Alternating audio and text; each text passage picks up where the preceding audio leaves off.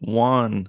And we are live, ladies and gentlemen, for a new episode of the Electrek Podcast. I am Fred Lambert, your host, and I'm joined by Seth Wintraub. How are you doing today, Seth? I'm good.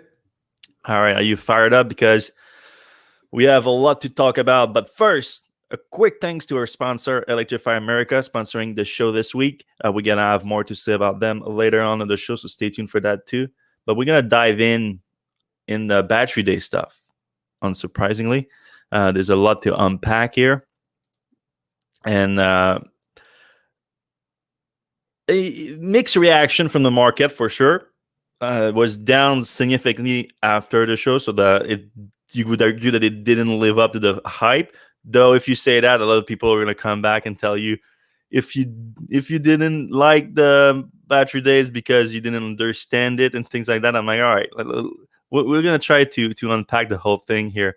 First of all, you cannot really take the market reaction as to explain the whole thing, because of course the market is so short-term focused that it doesn't tell the whole story. The way I saw it, and that's what I released in my post about it here. I think resumed it in the Electrek take down here. Is that it's like a very complex puzzle that he managed to put together in order to deliver this battery breakthrough in terms of cost. And they did it by reinventing, like discarding the existing puzzle pieces and reinventing them from the ground up. And I think that's my main takeaway from the event. But also, I really like the format for it. And the format tells you a lot. Like, it was very similar, of course, to last year's Autonomy Day.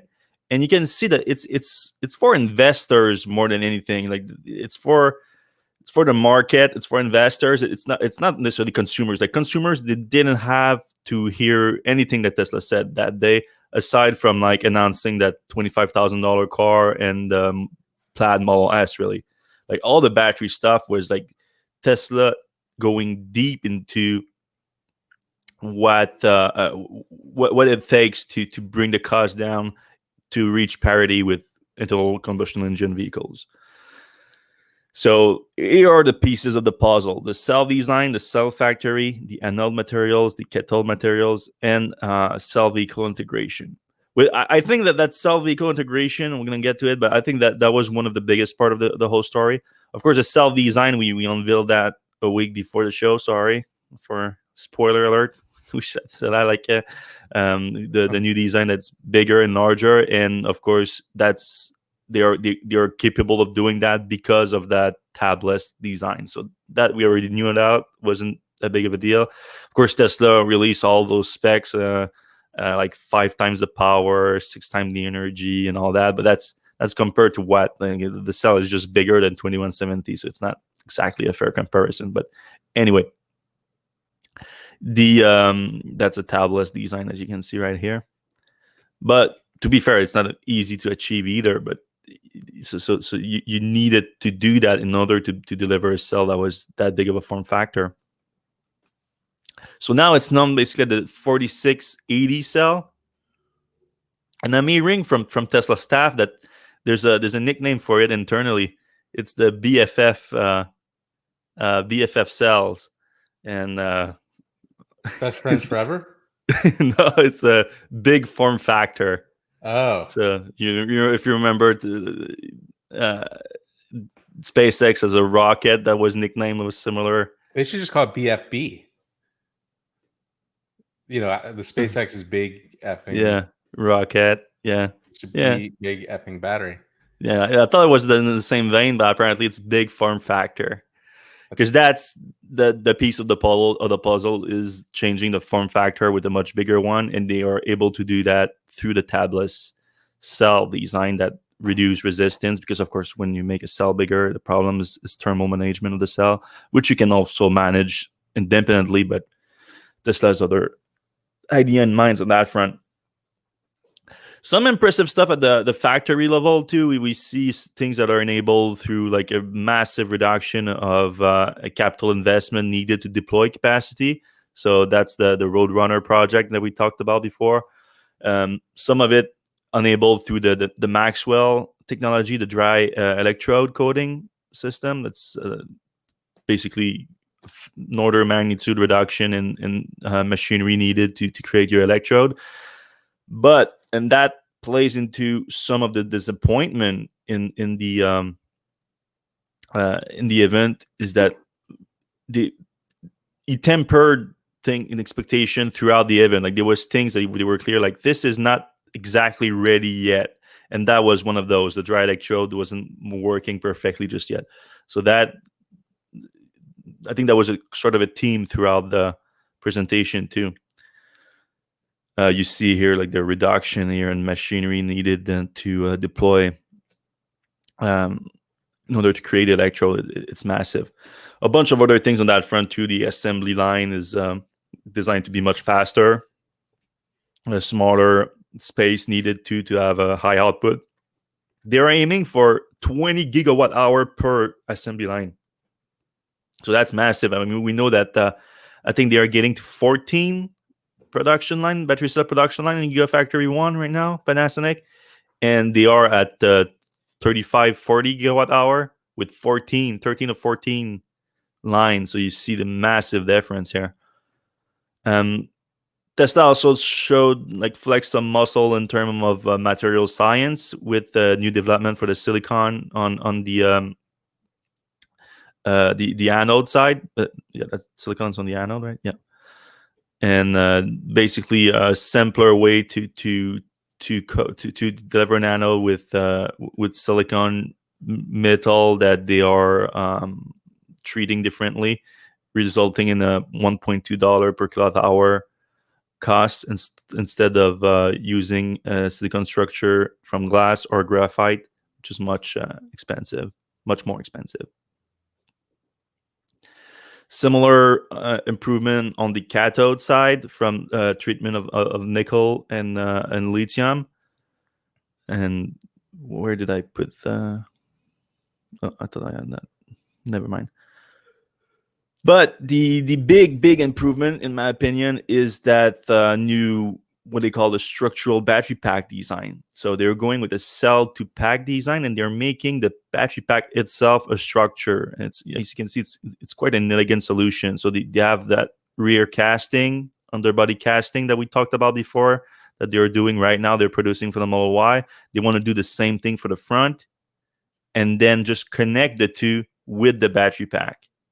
So this is probably one of the biggest changes in the actual manufacturing of the car. I think I'm pretty sure that's what Elon was referring to when he was talking about the Gigafactory Berlin introducing a revolution in car manufacturing, period. Though that's of course only achievable with an electric car. You cannot do that with you cannot link the rear and the front of a car with the engine. It doesn't work like that. Not that the battery pack is the engine. That's the fuel tank then. That's I guess probably you could with the fuel tank. Just make it a very thick fuel tank. Yeah, probably. I would like that to see the CAD drawing on that. So yeah, everything is structural, and I like the comparison to basically was inspired by the design of a fuel tank inside the wing of an airplane. Well, instead of designing the fuel tank to fit inside the wing, you design the wing as a fuel tank. So that's the same principle here that they applied. I think if it works, if it indeed as strong as the current chassis structure, then they have a winner here with that, because it's going to simplify everything else, like the whole manufacturing, the mass of the vehicle, of course, because you're reducing the number of parts greatly. And then if you reduce the mass, you increase the efficiency. If you increase the efficiency, you can increase the range, especially since, I mean, like I said, it's a bunch of pieces of a puzzle that they're putting together. And when you add them all up, it apparently results in a 56% improvement in battery costs. Now, another thing that Tesla is taking some flack of is 50% compared to what exactly? Compared to now? Okay, what's now? We don't even know what it is now. So there's that comes back to my point why it wasn't really well received, at least on the market level. Right. Is there was some things that they didn't go into many details about. Also, I mean, does this really even count as part of like? I mean, what you're looking at basically is the battery holding. It doesn't really necessarily save money on the price of the batteries. Like the structure is obviously very important, and this is definitely going to help. But it's kind of like saying, well, we don't need as many batteries because we have a more efficient engine, so we save 10% on the bat. Like for me, it's kind of not cheating a little bit, but kind of like, You mean it's not the battery improvement that they right. are? Yeah. I get what you're saying, but at the same time, it's you can count it as part of it, because the It's going to make the car cheaper. it's going to make the car cheaper. It's going to affect the volume of batteries that you put in the car, the amount of batteries you put in the car, because it is more efficient. And also, I didn't understand exactly that part, but they were saying that it is the battery cell themselves are part of the battery pack structurally. Because it's so big. Yeah. So this part went over my head a little bit. So because they seem to link that to, we are able to do that because of the cell, but I'm like, I don't see how the cells are going to be part of the structure themselves. I see how the battery pack is for sure, and they said that they developed a new alloy for the battery pack, but I don't know. So here's another thing to consider, maybe why it wasn't as well received as people thought it would be. Tesla didn't really talk about like how much faster it would be able to charge too much, or how much more. They said more power, more output, but like they weren't really quantifying it, because they obviously don't want to have people wait for these cars. Yeah, I think that was definitely the reason there. Like, So, and there was a lot of that right. throughout the whole thing. It's like it basically showed this is our strategy for batteries. How they're going to improve in the next few years. Don't wait for it. Right. It was like all about cheaper. Like we're Yeah. making them cheaper, but they're going to perform the same. It's going to be the same thing. Yeah. And then I think later on, when the new cars come out, it's going to be about more performance. Sorry, Renan, there's a lot of noise around here. I think someone is like right outside with the lawnmower or something. The window is closed too, so it's just super loud. Ice cream truck, maybe. Yeah. So the timeline is definitely one of the things that the market didn't like. So he basically said, so they have part of the pilot production working, which we already knew about, but again, like we said last week, it wasn't finished. And the way he presented it is like it won't be finished for another year. So there's a lot of improvement that need to be made. And of course, the market took it in a way that if you're a year away from finishing the pilot production line, then you're not that far along in that process, which is not really fair, because the production line the pilot production line they're talking about is a 10 gigawatt hour line. That makes them like, I think, one of the top 10 or top 15 biggest battery factory in the world with a pilot production line. So it's not, Tesla calls it the pilot production line because what they aim to do eventually is much greater production than that, but it's still I mean, you're playing with words by calling it a pilot production in terms of volume, at least, because they're saying that a year from now they're going to be at 10 gigawatt hour of production. Then the 100 gigawatt hour in 2023, so that's not very close to, that's too far away for the market to even think about. Like, right. We don't know if the world is going to be still there in 2023 at this point. And then 3 terawatt hour, that's in 2030. That will be, let's forget about that. No one is able to see that far ahead in the future. So it's good when you do those like crazy like finance blogs and you want to do these like 2030, 2050, 2080. Now they have a point for 2030. They know where they can put their dot. And Elon like associated that with like 20 million cars production per year too. So the people like to think about that. And because I mean, to be fair, Elon predicted 500,000 cars a year, like maybe not 10 years ago, maybe like 8 years ago. He predicted that for Tesla, and it did happen on a long timeline. That was hard to predict, and he did. So I don't know. Maybe it's possible. But yeah, it's not quite there yet. However, like everything again, everything that they presented made a ton of sense, aside from the few things that we just mentioned. like it looks like a smart strategy even for a non like battery expert like myself. Yeah, and it's a typical Tesla like engineer focused physics first principles kind of solution. Like you're not going to be able to knock 50% of the battery cost off. So you knock 10% here, 15% there of the the assembly cost. You throw in some scale, you knock another whatever percent off. You got the elimination of the modules, so you knock another percentage point of whatever off, and then from end to end, you're now over 50% cheaper in just a few years, and that's a pretty big deal. Yeah. So you said the 56% reduction in cost that's going to be achievable in 3 years, within 3 years. Huge. Yeah, that's massive. Like before, what they were saying before, like 5%, 8% per year that they were achieving, and that as the presented in the beginning of the presentation, that started to flatten in the last few years, which seems to be what triggered them to do their own production of battery cells to accelerate that. I think demand is also kind of through the roof. So like the LGs and the CATLs can kind of just set their own price, and it's clear that like a few manufacturers that are working with LG aren't getting the amount of batteries that they had hoped for.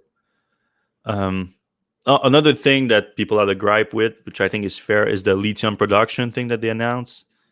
And they said that they have a mining claim over 10,000 acre in Nevada, which that's fine. But then they went to describe a little bit the process to build the lithium hydroxide from the ore, and the way that Elon described it was like the very basic way. Like we take a chunk of dirt, we put some salt in it, and then we put the chunk of dirt back. Like we extract the lithium and put the chunk of dirt back on. Like a lot of people are like, "What?" Myself, but again, I'm not. That stuff goes over my head a lot. But then the people in the industry were like, "Wait, like there's a few more steps. There has to be." And that triggered like a crazy impact in the lithium market. Like if you look at all the big lithium stocks out there, it crashed after that, and then it went right back up. Like it makes no sense whatsoever. And if anything, like I don't even know why it crashed, because if anything, like okay, Tesla is getting into the business, the lithium business. That's fine, everything. Like, and we know what happens when Tesla gets into a business. But if there was anything to take out of that production of that presentation, is that Tesla is just going to be a small part of that story. Like, even though they are planning more production capacity than anybody else, they need everybody else to do the same too, or at least like a few leaders that ramp up and do the same, and maybe a few smaller players. That's likely what's going to happen. But they're going to need a ton more lithium from a bunch of other markets. Cobalt is still going to be a play, apparently, though not as much. Manganese is still like nickel. Tesla doesn't seem too hype on graphite, but there's not going to be just one solution that's going to win anyway. Like it's going to be like a bunch of different things that's going to happen. So, I don't know why some of the lithium stock like dropped and they went back up anyway after that, because what was clear is that we're gonna need a lot more of that stuff over the next few years, because Tesla is just gonna be one part of that story. But yeah, after the whole battery cell presentation, battery cell production, lithium, cathode, anode production, new structural battery pack, they had a very brief, and that was probably what was disappointing too, very brief presentation of what those things going to enable. The first one was the $25,000 electric car. So Tesla's been kind of hinting that for the last few months to a year, I'd say. Because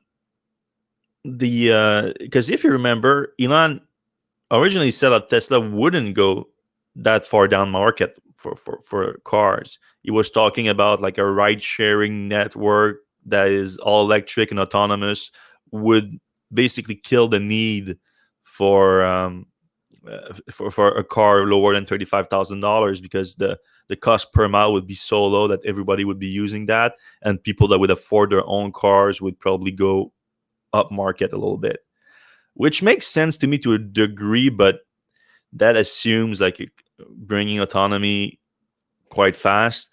And also, I just don't think that everyone's going to want to not own a car, not own their own car. So it seems now to have opened up to the idea of producing a lower-end Tesla, but at the same time, we've been hearing about this Chinese Tesla too that's just supposed to be designed and manufactured in China, but exported as well. So we're already hearing about a lower-end Tesla, but now they officially said that a $25,000 compelling electric car is going to come from Tesla, enabled by this new battery production, and he put like a rough 3-year timeline on it, which again matches with Tesla reaching,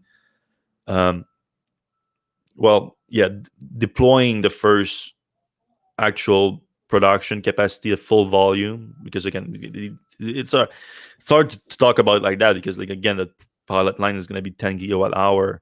That's significant production that can definitely take care of a vehicle program for Tesla, a small one at least. Like the Model S and X can be covered by that, I think. Maybe I should do the math real quick, but I think it's pretty close. But yeah, 100 gigawatt hour of production, though, like that, you need at least that for a smaller vehicle program that's going to be a higher volume. Right.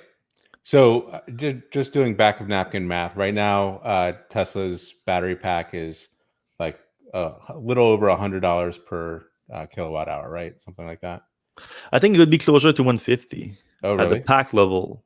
The pack level with all the... Yeah. So theoretically, Tesla drops that 56% in 3 years. I was thinking that's going to make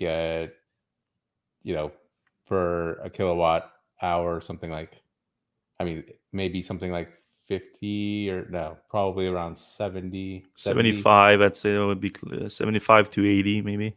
All right, so 75 to 80. And then you don't need as big a battery pack and something like that. So maybe a 50 kilowatt hour pack. Mm-hmm. So that's like $3,500 battery. Let's say we say 75. Well, let's say 80 to be sure, and let's say 55 for the pack to be sure. That's 4,400. Right. So round it up to 5,000. That's pretty cheap. That's pretty cheap. And so $20,000 to make the car and to make some profit on it. That's becoming tighter. But I don't know. Like you said, it's going to be autonomous too. So you need to deliver the autopilot hardware in there and everything. So we'll see. I mean, in my experience, Tesla always delivers on specs. Doesn't always deliver on price or time. I know technically there is a $35,000 Model 3, but it's not on the website. Right. Is it still 35,000 or is it like 36 something? I think they always kept that one 35,000, but again, they don't sell it basically. So, right. Like when we stop talking about it, like you need people to keep talking about it. Right. People forget about it. Yeah. All right. The other thing that the cell enabled was performance, higher performance, and then the Plaid came out, and of course that's the one that we were expecting Tesla to unveil with the event. However, based on Elon's previous comment, we thought he's gonna unveil it and make it available. They did make it available to order, but it's not coming until late 2021, which is the surprising part that we're gonna get into a little bit more later. But let's discuss the specs that they released here, because it's quite something. Quickest 0 to 60 in quarter mile acceleration of any production car ever. Again, it's not in production until late next year. So keep that in mind. 0 to 60 in less than 2 seconds, quarter mile in less than 9 seconds. So it's in the 8 seconds quarter mile. No joke here. Tri-motor all-wheel drive that we know about. That's basically what Plaid is. Then we saw a few images from the video that they posted of the Laguna Seca lap that they did. it doesn't show. It's definitely much more toned down than the one that they brought Nürburgring and Laguna Seca to last year. So they really changed. Like it looks like the air intake in the front is bigger than the current production version of the car.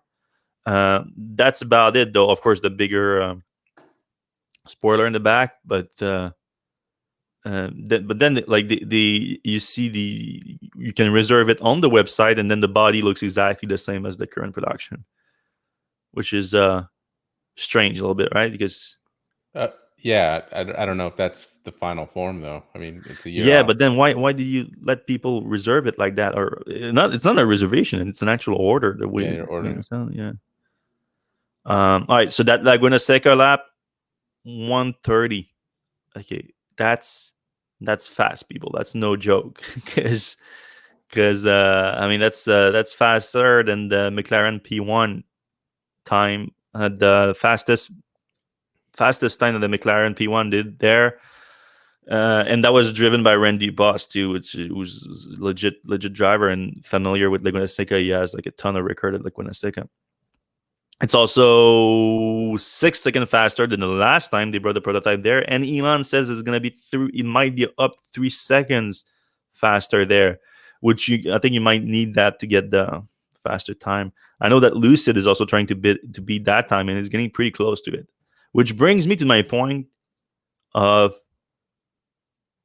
there's starting to be some legit like pace of innovation competition for Tesla now, because the whole thing is like when Lucid unveiled the Air, I was saying like this is the best car right now, like if it was in production right now. But then of course it wasn't in production right now. And then my thinking was like Tesla will bring the Plaid, and then they were going to beat that. And sure enough, it looks like they did, because they were talking about like over 520 miles of range, which would beat the 517 of Lucid. But now Tesla is talking about late 2021, which is very similar. So now by the time that Lucid bring its higher end performance version of the Air, they're gonna be pretty tight, pretty close. I like that. I mean, that's serious competition now. Right, and then there's the other makers too. Porsche's probably not going to sit on their laurels. The whole Rimac Bugatti thing was kind of interesting happening. Yeah, though I think that's not going to be the same price point. No, for sure not. And that's clearly, I think that was the plan that we've been hearing about for a while now, that the pilot production line is going to feed Model S and Model X first. And so he says late 2021. He says within a year from now, they're going to achieve 10 gigawatt hour at the pilot production line, which would mean that pilot production line is going to feed the Plaid program and probably the rest of the Model S and X program too, because I think they're going to have to incorporate a lot of the things that they announced, including the new structural battery thing and everything. But it is bugging me that they're showing this picture of the Plaid and then they're showing this here. I feel like they're gonna have to update the Model S and Model X by the time they launch that thing, right? Like they cannot, like it's gonna be 2021, late 2021, and the Model S interior is gonna be the same. The exterior, it's not too bad, but like it's gonna be definitely aging well.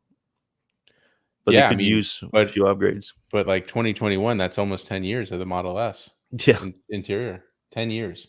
Yeah, I mean it got some pieces of improvement, but the core of it very similar. And again, coming back to our refresh post, a lot of people have been like getting on my case on this, like, oh, when you said that there's gonna be a refresh, you were wrong and everything. I wasn't wrong. Like these images were from Tesla's design team. They produced that. That was in summer 2018, and they were planning to bring it to market in summer 2019. So that was a year from now. So when we said in the post, things can change within that year, and sure enough, things changed enough, and it was delayed a few times. Now it was delayed so much that the design could have changed a lot more too. Though I think the core of it, of bringing that center displays on a horizontal landscape type of format, I think that still makes sense, and the new instrument cluster also makes sense, and the higher end material inside that clearly makes sense too, because I think they're gonna fall behind Lucid on that front by far. So yeah, at this point, what I'm saying is like, if I'm on the market for $100,000+ car in late 2021, which I don't plan to be, well, maybe the life changes in a year, we'll see. I would have to consider the hair now. Like it's getting so close that it's exciting. Yeah, it's good to have a second player at least.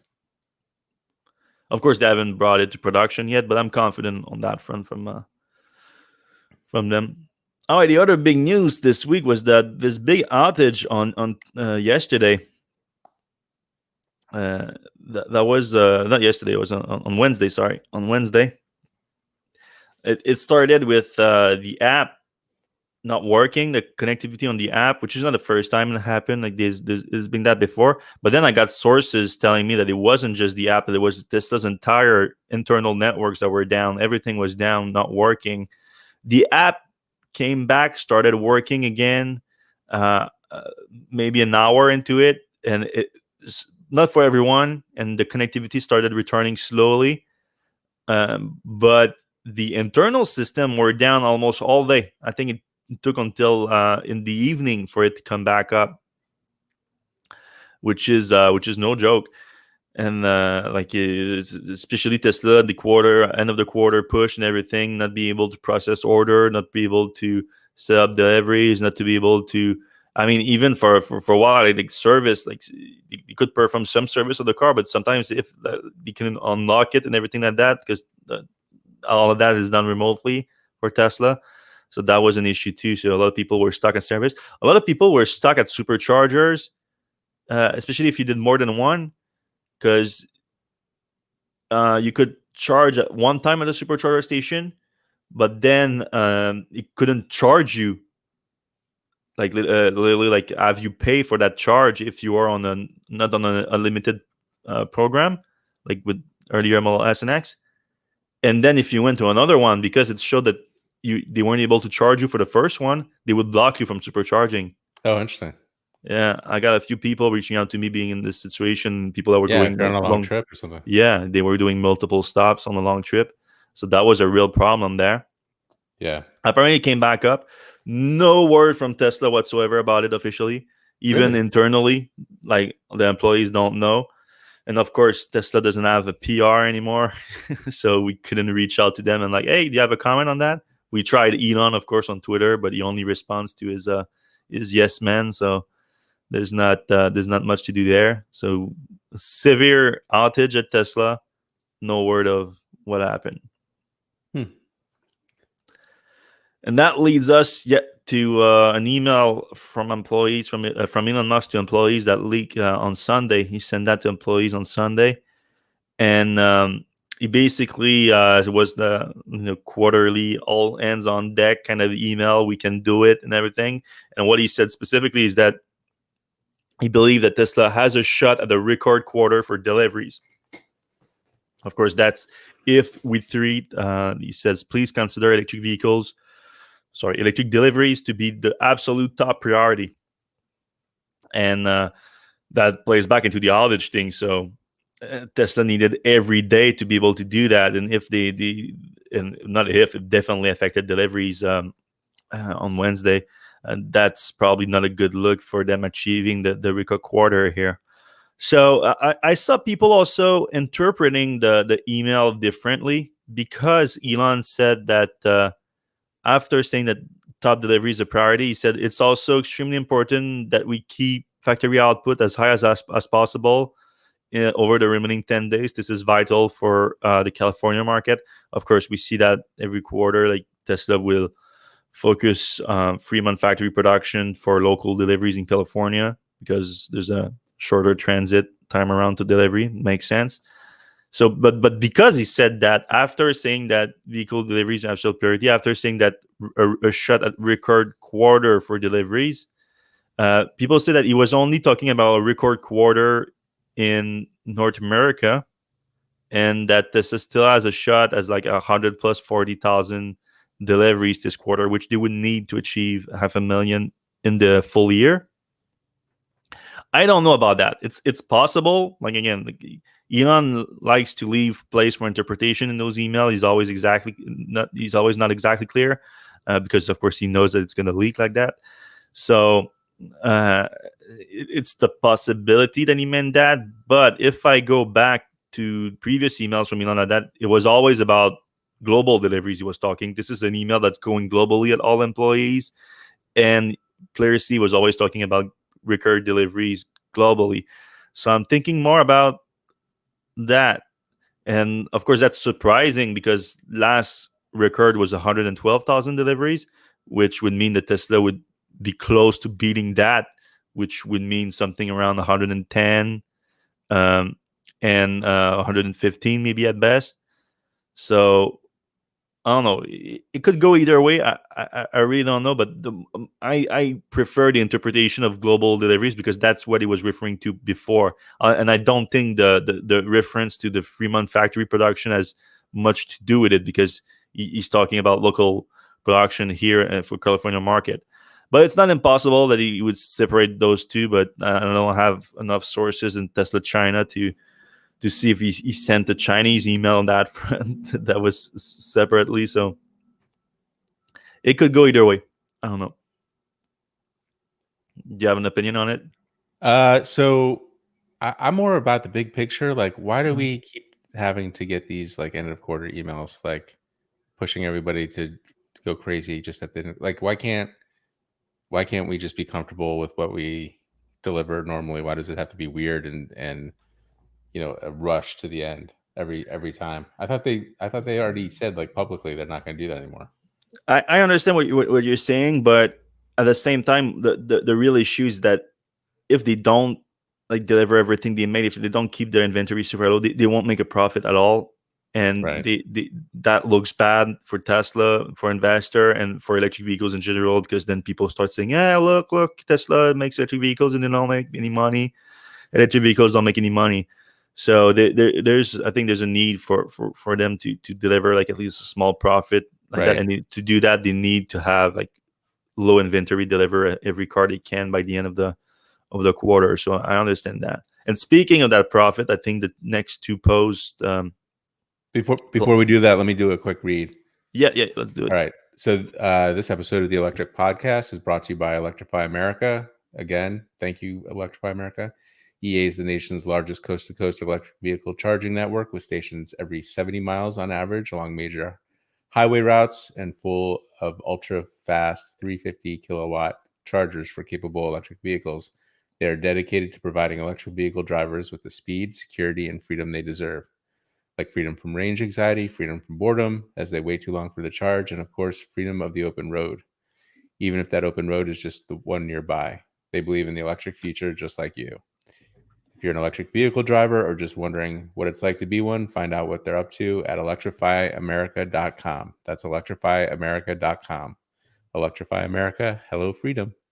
Yes, thank you, Electrify America. Yep. So speaking of Tesla achieving a profit this quarter, I think those next two news items plays into that. First one is the acceleration boost that came out last night for Model Y. So we already know about it, the $2,000 direct through the app update for dual motor powertrain owners. They shave a few seconds off of the, not a few seconds, a few tenths of a seconds off of the 0 to 60 time. For Model Y, it's from 4.8 to 4.3. So you can buy it right now, $2,000, and that's $2,000 of basically straight profit for Tesla. And the fact that it's coming out just now, I think, is not a coincidence. This is trying to make some money by the end of the quarter, but I think that's going to stay an option, of course, after the end of the quarter. This one is not an option that's going to stay at the end of the quarter. That's the Enhanced Autopilot. Tesla brought it back this week.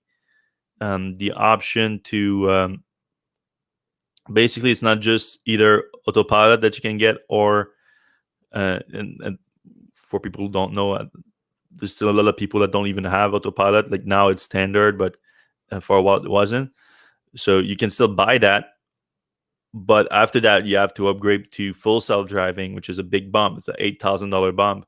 Now Tesla is offering like an intermediate option, and they are basically taking a few features that you would find in the FSD package and put it in the Enhanced Autopilot package, which used to be a thing, but it's not anymore. Well, now it is. So through the app, you can get navigate on autopilot, auto lane change, auto park, and summon for $4,000. And in a later email that Tesla started sending to employees, because that just show up in the upgrade section of your app, in a later email, Tesla said that this is only good until the end of the quarter. So it's a money grab move. Like Tesla is trying to make some money by the end of the quarter, clearly. Yep. So if you buy Enhanced Autopilot and later on you want full self-driving, do you only have to pay another $4,000, or you still have to pay $8,000 again? Apparently it's $5,000. Yeah, of course. So it would make sense that it would be $4,000, like if you go gradually, but Tesla make it so that it's a better deal to go right now with full self-driving instead of going up gradually. They should make FSD the full package $6,000 for 1 day only at the end of the quarter. That would work great, but then a lot of people would complain that. Not me. I would complain that it was $6,000. Hey, you said that it was $8,000, and now you're telling me that. I don't think that would go by very well, I think. Yeah. I think we're about done for that. The last item on the list is the final unveiling of the Volkswagen ID4. This little electric SUV here. It's not bad looking. I don't know. You've been a bit harsh on it. Like you said, it's looked like too traditional, maybe. So I think it looks fine. And it's definitely not like, an ID3 or a BMW i3, like weird mobile. And that's what I was kind of worried that was going to happen at the very beginning. Like everybody's going to make weird mobiles for EVs.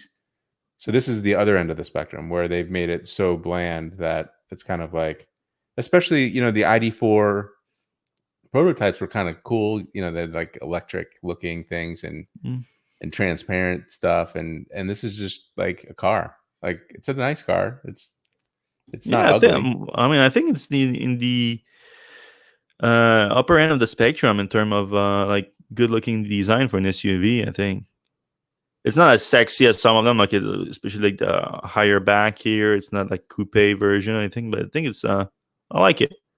Yeah, I'm glad they did it. Like I'm definitely glad it's here. I wish they would do the ID3 here as well in the US. I don't think that was a good decision, but I mean the Golf sells here. I don't know why no ID3. Anyway, and it's a pretty good package, like 250 miles. That's solid. 40,000 before incentive, so you're going to be down around 30,000 in California, New York type of places. New Jersey even less. I think New Jersey it's going to be like 28,000 base price. Really? And of course they went over well. They sold out in a day. Yeah, well, in the US, it's not that impressive because I think it's literally like 2,000 units that they sold out. But that's the first edition we're talking about. But that's the $44,000 edition, so it's not it's a higher price too. Right, but it's a little nicer. So what's coming next year? That's the standard. Like that's not a limited volume or anything. It's the ID4 Pro. This one starts at $40,000. And it's the same powertrain and everything, the 82 kilowatt hour. Like apparently the usable energy is 77 kilowatt hour. So that's actually higher than the Model Y. But the of course not as efficient as Tesla is. So the range is closer to 250 miles of range, but it's still pretty good. Yeah. Now the very exciting thing is the next version that's coming. That's going to be a little bit lower range. It's going to have a smaller battery pack, but it should still be over 200 miles of range, which I think some people complain about that. But I think a lot of people will still be fine by it. And that's going to be $5,000 cheaper. So it's going to start around $35,000 before incentive. And I think that by that time, Volkswagen still has access to the $7,500 tax credit, or they might have triggered the threshold by that time, but they're They'll still be gonna pretty have close. the coming in. They'll be pretty close at that point. Yeah, but even if they have reached the threshold, they're gonna have starting the phase out, and like once you start the phase out, you still have 6 months for the full thing, and then Right. it starts to go cheaper. But I think that might be their plan too, because that version is going to be produced in the US at a new factory in a higher volume. So maybe they hit the threshold when they can start production of it in the US, and then they have 6 months to sell as many as they can with that $7,500. That will sell like crazy, because it's going to be like between lower than $30,000 for sure. And like you said, in places like California, New Jersey, New York, Colorado, it's going to be, you can get it pretty close to $25,000 for a full size mid size SUV, I should say. Yeah, but it's going to be still, a nice buy. Yes, it's still a decent size. I mean, Brad went to the preview, and Brad is 6'3", 6'4", and he said he fit in the back very well, so without feeling cramped at all. It's a good sized car right there. Yeah, the interior is not bad looking. I would like to see another version than this thing that they showed here, like the white steering wheel. I'm not a big fan of. Yeah, it's gonna be dirty. Yeah, gonna be dirty, and also like it clashes, I think. But I'm sure they're gonna have other options than that. Let's see here. So, and there's going to be an all-wheel drive version that has 300 horsepower. So, the regular one, it's kind of like a Chevy Bolt, 200 horsepower, 201 horsepower. Is it rear-wheel drive or front-wheel drive? I think it's rear-wheel drive. Oh, good question. But the all-wheel drive version that comes next year is rear-mounted motor. Right? Yeah, it's rear-wheel drive. So the all-wheel drive one is going to have they didn't say the breakdown, but assuming like 100 horsepower up front, 200 horsepower in the back still, that'll be a really nice package. And theoretically, they won't charge too much more for that, for an all-wheel drive version. Yeah, I wouldn't be surprised if it's closer to the first edition price, $44,000. Right. And that's going to be a one that's going to come sooner than the cheaper one, or? Yeah, late spring 2021. Yeah. Yeah, so they're basically gonna rapid fire every quarter from now on. They're gonna have like a new version of this thing. Mm-hmm. Telling you, Volkswagen is for real in the electrification. Yeah, I mean the ID4, like ID3. I mean, like you said, it's a bit disappointing that they are focusing on Europe for it. But the ID4, and then it's gonna roll out pretty quick. Like the cheaper ID4 in 2022, the Bug. The electric van is coming at the same time, around that time. Then you have the ID6, the bigger SUV that's going to be popular probably in the US too. So yeah, a lot of fun stuff coming. Do we have any question that we want to go get through? Yes, we do. P-Kurt79 says, what up, guys? No one is talking about Tesla not doing a refresh for the S and X on battery day. Can you discuss your thoughts coming up? Will that ever happen? They seem to date compared to the new EVs. You did talk about that quite a bit. Yeah. You know what, though? That brings up one other point. One of my predictions for battery day was that they were going to talk about vehicle to grid, and they did talk about vehicle to grid. I thought it was interesting that Drew Baglino said that the European Teslas are currently able to do vehicle to grid. I think that might be a standard or a stipulation there for cars, and that upcoming Teslas, he didn't say when, would be able to do vehicle to grid. I mean, Elon was poo-pooing it the whole time. He was like, we did it with the Roadster, and nobody did it, and people don't want that. And like for my car, if you said I wouldn't have to have a generator, and I wouldn't we use Powerwalls here because we got some referral ones, but like we don't use them to like make our energy cheaper. We just use them as backups at the current moment. In Vermont, we make our energy cheaper, but so a car would be perfect for that, and we would use it like once or twice a year when our power goes out. So I don't understand why that's not an option.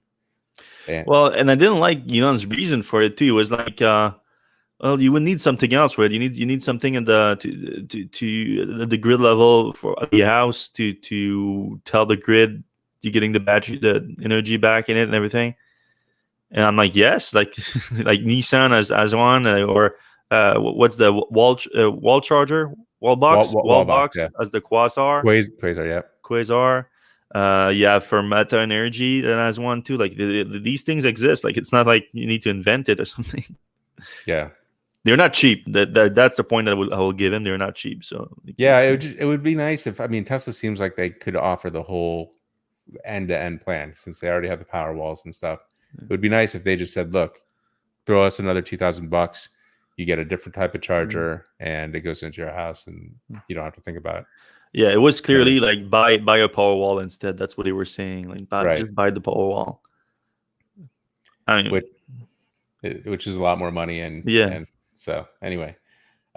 Rich Tier says, I reckon the SX refresh will happen next year when they move those cars over to the new 4680 batteries. I don't know what the batteries have to do with it, but it does seem like it could happen with the new Plaid, yeah. I mean, it's such a, especially if they do like the structural battery change at the same time and everything, that's starting to add up. So it's a big change too. So it makes sense. They're probably going to affect the interior space to a degree, and probably add some, so you can maybe play with more. But then if they do that, if they do new powertrain, new body structure, new battery pack, new interior, are you not calling that a refresh, Elon Musk? We don't do refreshes. Sorry, we don't do refresh at Tesla. All right. Rich Tier says he was referring to me when I was talking about the battery pack. It reduces the cost of the battery pack because they've eliminated the modules. That's a good point. Yeah. And well taken, but I think, does that actually count as like a battery cell improvement, or is that a car improvement? And well, the battery cell, I think the new battery cell design enabled them to go cell to pack. Right. Yeah. Yep. And that's what Coxman says. The cells will be part of the structure because they will be set inside with resin. So that, did he say that? There was something about the heating or something with the resin. But that, what if there's like a bad cell or something? Like you have to like unstick it or something? I don't know. That doesn't sound, but I don't know. Maybe they have a better QA on that stuff. All right. From Facebook, high battery pack will be a car floor. Okay. Not separate from a frame. All right. We're going to go down a little bit here. That guy has already the tabless cell as his profile picture. That's a hardcore Tesla nerd right there. Somebody was saying, I saw, you remember that old, like, super disgusting meme with the goatee thing? They had the guy with the hands. Anyway, sorry, that's probably too gross. But speaking of Tesla nerds, I was looking back today at the video. Like almost 3 million people watched the original Tesla video. Add to that all the like quicker videos and everything. Like probably easily over like 5-10 million people have watched that. A whole presentation about batteries. Yeah, it's crazy. That's kind of crazy. Like people are that interested in it. I wonder how far. Like, I mean, we won't ever know, but I wonder how much. Like, did they just watch it for 5 minutes, or did they watch? Yeah, probably a lot of them were like, "All right, you just talking about batteries here? Like, where's the cool cars and where's the new Roadster and everything?" Right. That would have been a good supercut. Just the cool stuff. Yeah. Peter Hotz, do you think they would have amended the presentation from information they had 6 months ago, the original battery day? I mean, this is all kind of future stuff, so. I mean, there was a lot of stuff in there, so I feel like they just like kept building on it. Like, oh, this is closer to be ready. Let's talk about that and everything, because there's so much stuff in there. Would have been a sad world to see Tesla cars everywhere. I wish them all the success, though, but we need everyone to be on board to help moving away from fossil fuels. I think everybody's in agreement with that. Like nobody wants Tesla to be like the only car makers, right? But like Elon was saying, we want to make 20 million cars a year. Like that's a lot more than anybody else is doing right now. Right. So yeah, that would be like one of the 3 cars is a Tesla, basically. Maybe all the 6 cars or something. All right, guys, curious as to where you think Tesla's battery day costs are right now at the pack level. So we did mention, I think some estimates at the pack level were lower than 150 kilowatt hour. I saw 110 or 120. I think that's gonna be as a cell level, Maybe, but I I think mean, 150 makes more sense. I think. yeah. So this guy says last time I checked, I think it was 157 kilowatt hour. I mean, No one knows though for sure. right. Like even if you get like a 157, like that's not like an estimate. That's still an estimate from like a car breakdown, like a Sandy Monroe and everything like that, which can be a pretty good estimate, but it's still an estimate. Like you don't know exactly what it costs for Tesla to manufacture it. You can get a pretty good idea of the cost of the materials, but even then you don't know the exact contract that Tesla has with this supplier and that supplier. So it's all estimates really. And then there's a lot of like accounting, like how do you justify R&D into it? Yeah. Like is the structural part of the battery pack? There's a lot of variables. Yeah. Do you think the prices for current and future vehicles will be reduced based on the savings from the 4680 cell to the pack, or will Tesla margins just increase? Things might be a mixture of both, but I would hope that Tesla's lineup is gonna grow at the same time. We're gonna probably be like just see like a clearer lineup and everything. So it's gonna be more cars in between in the current models that exist. All right. Matt also says, I think the $25,000 car will be capable of autonomy, but not come standard at that price. I think that's pretty Yeah, that's safe for bet. sure. The problem with that though is that even if it comes out at $25,000, and what if someone doesn't buy the car, the autopilot or the full driving with it? Tesla still has paid for all the cameras in there and everything. So there's going to be a higher take rate for that with a higher end vehicle because some people have more chances of affording it. But if you can barely afford a car at $25,000, you're not going to pay that eight or whatever is going to be at that point full self driving. So Tesla's going to have to take that into account in the pricing. Yeah. Bob says, salute, Fred. Is it confirmed that the Plaid Model S will have the 4680 battery? Well, the way Elon presented it is like, these are the things that this new battery strategy enables: cheaper car, 25,000, and higher performance with the Model S Plaid. So, sounds like it, yeah. Christopher Arndt said, Fred, I've heard the $150 per kilowatt hour cost estimate at the pack level quite a bit, but what is the estimation based on? We kind of talked about that a little bit. Yeah. Again, do we have any pieces of the puzzle that give confidence in the estimate? It would be nice if Tesla was just like come out and say, look, right now we're paying $148 at the pack level, and we're going to bring it down to $76. Yeah, that would have given a lot more credibility to that 56% right reduction. Is Tesla selling out to China? No. Yeah, selling out to China. What does that mean? Yeah, I guess because they built a factory there. I mean, technically, China sold out to Tesla because they're the first and only manufacturer to own completely their own production there. Because he's trying to sue the U.S. because of tariff laws, kind of gave me an impression of his idea is to move out of the U.S. and make cars in China and sell into the U.S. Nah, not really. No. I mean, Tesla is building a giant factory in the U.S. right now. Right. Isaac Latteral says this is a 2022 car. I think he's referring to the Lucid, where they sold a few thousand U.S. prototypes at a loss just to say they launched it. Fair to a degree. I would say like the production volume in 2021, I wouldn't be surprised if it's just in the few thousands. Probably losing money on them too. That's fair.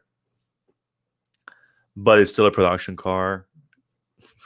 Yeah. All right. Scott Lake says they need the ID3 in Europe more than U.S. at this time because of the new emissions law. No, there's no doubt about that. That's clear. Yeah. I want to see the clear roof that the auto cover on the ID4. Yeah, apparently that's going to be an option.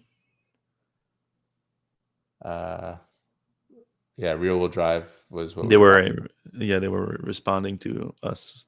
Unfortunately, Okay. we don't get those like until like a minute after we're talking about it. Mm-hmm. Do you think the 4680 cell could have a full charge in less than 15 minutes due to the low resistance? This would be a game changer. Well, that's kind of what I was thinking about, Oh yeah.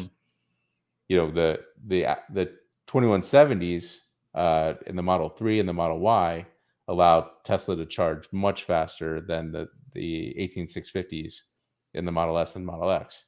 So you would think like another step change there, but they didn't want to say anything because people are going to be like, oh, well, I'll just wait for that. Oh yeah, I'm pretty sure that's the case. Yeah, very confident. Although it's not for me, I think the ID4 is a very compelling EV, says Rich Tier. Yeah, and Mr. A says wouldn't want to cannibalize current sales. All right, I don't think the super short charge time is that important. I can barely eat while charging now as it is. I think psychologically though, it's important to get down around gas, just so that's not a thing anymore. Mm-hmm. 100 Thanos says 100 kilowatt hour pack, 10 to 80% in 15 minutes is average 280 average charging high. Yeah, that might be optimistic a little bit. Let's say maybe like 20 minutes. Get that down to an average of under 250. Yeah, and when you get it, it's not like a drop off at 80%. It's already starting to drop quite significantly at 80%. At 20%, you mean? Yeah. All right. Vehicle to everything needs to be implemented and standardized. Let me decide what to do with the battery in my car. Andy Tower says, I agree. To go back to what we were talking about earlier, I wonder why Europe gets the capability in their cars and we don't. Maybe it's part of the CCS. Yeah, to be honest, I didn't see that. I remember him talking about the V2G and saying that all future vehicles going to have it. But I didn't remember the Europe still having it. Already having it, I mean. It was Drew that said it. Speaking of Drew, can we say CTO yet or something? Like, yeah, he's basically CTO. I don't want to be writing in my article, Drew Baglino, like senior vice president of engineering and powertrain and blah blah blah blah. Just like make him CTO already, so we can just say CTO. Yeah, guy was great at the presentation, right? I know. I hate to say this, but like it was so much easier to listen to him talk than any of the other presenters. Not naming names, but it's just like, instead of like this rushed, like obviously not rehearsed anything, it was very well. That might be just the explanation there. Elon famously doesn't like to rehearse those things, right? Which I can respect. Like, yeah, he's got things going on. Yeah. JB Straubel was also, I think, a little bit more measured in his approach to presenting. Oh, for sure. So maybe it's not the others. All right. Thanos Stephanus the Fifth says they already produced thousands of the 4680 in their test plant, so it seems logical to use it in Plaid. Also because it needs to produce 800 kilowatt. So did they say anything about the Plaid being 800 kilowatt? Sorry, wait, is he talking about 800 volt maybe? It might be like, what's 800 kilowatt in horsepower? Because Sebastian Vettel that posted inside the car video of the Laguna Seca, and Vettel is known for working with Tesla on test driving cars like the Model 3 at Nürburgring and stuff. He said that it's 1,100 horsepower. So I think that's around 800 kilowatt, if I'm not mistaken. Okay. I'm surprised. With the Roadster, when we accelerated, all four wheels were kind of spinning. I wonder if we're now running up against the like what you can do tire with traction. Tire traction being the bottleneck. There was apparently on that prototype at Laguna Seca tires made by Michelin, especially for the car. All right, Amika Nwabagu says lithium producers and even the International Energy Agency project a lithium shortage due to EV battery demand. Perhaps Tesla won't be lithium constrained, but the rest of the world will be. Well, I mean, That's a big problem with the lithium industry right now. There's an oversupply at this time, and the market is so dumb that like, oh, there's oversupply now. It's gonna be an oversupply forever. But the shift is gonna be so great. Like you just have like one gigafactory that produces 100 GWh that comes online, and then already that oversupply is going away. So. Yeah, I think that might be an issue, but I mean, Tesla is not alone in looking long term on that. I know that Volkswagen is like making a ton of contract for lithium, for cobalt, and all that stuff. All right. I think the new 4680 cell will have a huge thermal charging time and cost benefits. We talked about that a little bit. Yeah, that's for sure. Yeah. I wonder about the output, though. I wonder if it's part of why the Plaid Model S can output so much power. I mean, it's going to be quite a big battery pack if it's going to got 520 miles of range, but that's still a lot of output. Yeah, I mean, but the motors were definitely the bottleneck, I think, too. Like that's why now everybody's switching to like for the higher end performance, they're switching to a tri-motor powertrain. Yeah. Do you know anything about C rating of the battery cells? No. All right, Scott. Like, speaking of Sandy, did you see Sandy Monroe and Bob Galen were on YouTube talking about the Battery Day announcement, going through all the details? I didn't see that. Yeah, I didn't see that. All right. We're talking about Sandy, and I wish I were more heavily invested in Tesla. I put 26,000 into solar panels last year. I should have bought Tesla stock when it was under 200. Yeah, that's everybody. Yeah. Yeah, it's basically back up now since like it crashed bad after Battery Day, but it's not back to the level it was before Battery Day, but it was like it closed up 5% today, 407. So it's like $15 lower than it was at Battery Day or something like that, just before it started. It just should be at 420, and that's where it's just going to stay. And still at that forever. Yeah. Yeah. All right. Rich tier by buying today and HODL 10 years. I just got Tesla solar added to my roof 2 months ago and love it. All right. I think we're done. All right. Thanks a lot for watching, everyone. If you're watching on YouTube, Facebook, or Twitter, you can give us a subscribe or follow. That's always appreciated. If you can give us a thumbs up on YouTube too, that always helps. On your podcast app, if you can subscribe and give us a review, always appreciated. And thanks a lot to Electrify America for sponsoring the show. And we're going to see you same place, same time next week. Stay safe.